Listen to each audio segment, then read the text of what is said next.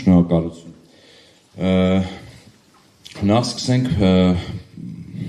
այն փիլիսոփայությունից,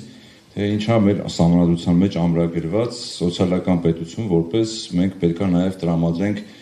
անվճար կրթություն որպես մարդու հիմնարար իրավունք։ Եկեք համաձայնենք, որ կրթություն ստանալը ևս մարդու հիմնարար իրավունքների մեջ է մտնում, եւ այս փիլիսոփայության տեսանկյունից փորձել են վերլուծել այն երկրները, որոնք որդեգրել են այս քաղաքականությունը, դիտարկելով կրթությունը որպես մարդու հիմնարար իրավունք եւ պետության երկարաժամկետ տնտեսական ներդրման աղբյուր։ Ի տարբերություն ավանդական մոդելի, որտեղ կրթությունը դիտարկվում է որպես առևտրային ապրանք եւ անհատական ծախս եւ ուսանողը կամ հասարակության անդամը ինքը պետք է կրի այդ ֆինանսական ողջ բեռը։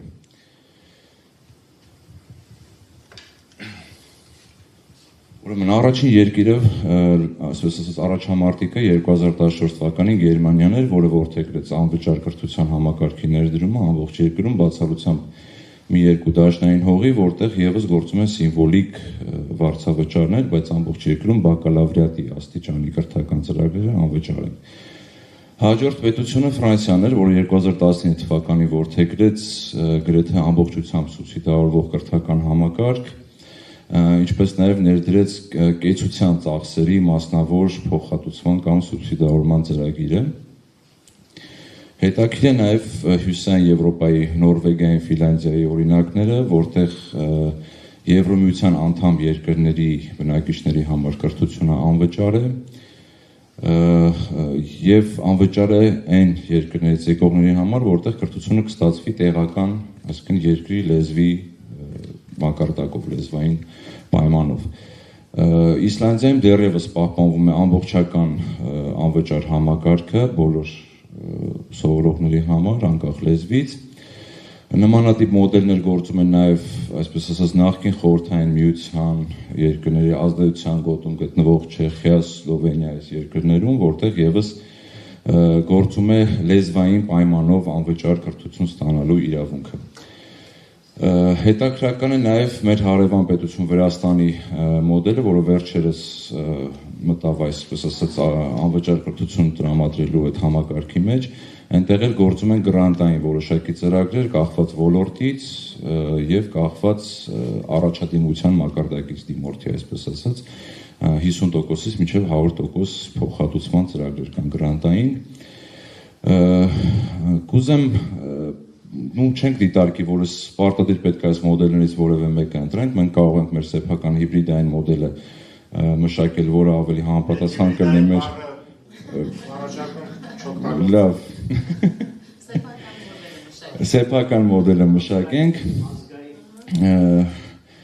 Նախ ինչի վրա պետք է շեշտը դնել, մի քանի եզրահանգում անելու համար ասեմ, նախ այդ դիպլոմը որպես դիպլոմ ունենալու այս մտածելակերպը պետք է դուրս գա մեր ուսանողներից եւ նախկին եւ ներկայացող ներկային կհամաձայնվեն կարծում եմ եւ պարոն Մելքումյանի շեշտած են հակասական վիճակը, երբ որ ուսանողը ընդունվում է վճարովի, այնուհետև աշխատում է, որպեսզի այդ վճարը վճարի, չի հասցնում ժամանակ տրամադրել շատ դեպքերում որակյալ կրթության ստացմանը եւ ստանում է թղթի կտոր վկայական, որը ոչ մի հիմք, այսպես ասած, գիտելիք չի տալիս։ Մենք պետք է ինչ անենք, ստեղծենք հավասար պայմաններ բոլորի համար, այսինքն մուտքային պայմանները պետք է բոլորի համար հավասար լինեն, անկախ սոցիալական պատկանելությունից, աշխարհագրական տեղաբաշխվածությունից եւ այլն, եւ սա էլ եւս խնդիր է, քանի որ շատ տաղանդավոր մարզի, այսպես ասած, շրջանավարտներ ունենք, որոնք այդ սոցիալական բեռը չհաղթահարելու կամ տարածքային հեռավորությունը չհաղթահարելու պայմանով չեն կարողանում օգտվել կրթությունից եւ այսով մեր պետությունը կորցնում է որակյալ կադրեր ապագայում։ Այսպես ստեղծենք մրցակցային հավասար պայմաններ սկզբի համար եւ այնուհետեւ դնենք մրցակցային մոդելի գաղափարը եւ ուսանողների միջև եւ ինչպես պարոն Մանասյանը նշեց, բուհերի միջև մրցակցային արդյունավետ ինչ-որ մոդել մշակվի, որի դեպքում կստեղծվեն մեխանիզմներ առաջադիմությունը խստորեն եւ օբյեկտիվորեն գնահատելու համար եւ դրա հիմքով նաեւ անվճար կրթությունը շարունակելու կամ չշարունակելու պայմանով։ Ճիշտ է, մենք ունենանք երկարաժամկետ հետգնման ժամկետով ներդրումային ծրագրեր, այսինքն ներդրում կանենք մարդկային կապիտալում, որը երկարաժամկետ հետգնման էֆեկտ կունենա, բայց մենք դրանով կստեղծենք որակյալ կադրային բազա, որը բազմապատիկ անգամ հետո ավել ներդրում կունենա մեր տնտեսության մեջ։ Այսքանը, շնորհակալություն։ Շնորհակալություն, պարոն Կոստանյան։